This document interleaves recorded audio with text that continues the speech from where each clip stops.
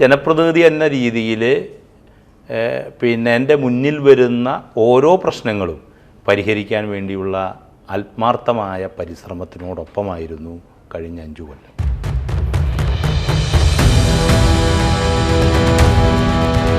ആ ഗ്രൗണ്ടിനെ പൂർണ്ണമായി വീണ്ടെടുക്കുക എന്നിടത്താണ് ഞാൻ പ്രാധാന്യം നൽകിയത്.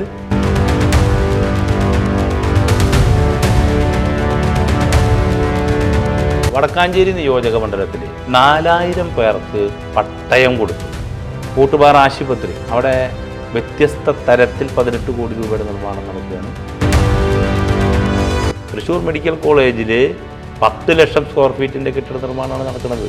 കുറ്റൂര്, ചൂരക്കാട്ടുകര, പഴമുക്ക്, ഈ എല്ലാ വിദ്യാലയങ്ങളിലും പുതിയ കെട്ടിടങ്ങൾ വന്നു. അതൊക്കെ ഉദ്ഘാടനം കഴിഞ്ഞു.